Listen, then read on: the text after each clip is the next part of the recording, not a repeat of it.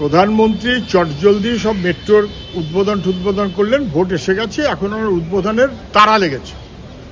কিন্তু সবচেয়ে পুরনো দেশের প্রথম মেট্রো, সেই মেট্রোটাই তো কার্যত নানান সংকট। প্রতিদিন লেট ট্রেন আসছে না, ট্রেন পাওয়া যাচ্ছে না, গন্তব্যে পৌঁছচ্ছে না, ডিসপ্লে বোর্ড বন্ধ, ইত্যাদি ইত্যাদি। একটা ব্যবস্থাপনা স্পষ্ট না করে চটজলদি ভোট সামনে এসে গেছে বলে তাড়াহুড়ো করে করতে গেলে যা হয়, আজকে যাত্রীরা বিপদে পড়ছে, নানান বিপদে পড়ছে।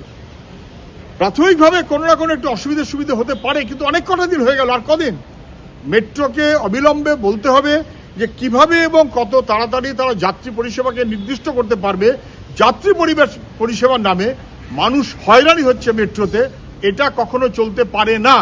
রেলের একসময় মন্ত্রী ছিলেন মমতা ব্যানার্জি, পশ্চিমবাংলার একসময় মুখ্যমন্ত্রী মমতা ব্যানার্জি, ওকেও তার উত্তর দিতে হবে কি 12টা বাজে যাওয়ার ব্যবস্থা করছে দিল্লি সহ। এটা যাতে না হয়, মানুষের পরিষেবা সুনির্দিষ্টভাবে ব্যবস্থা দ্রুত করা হোক।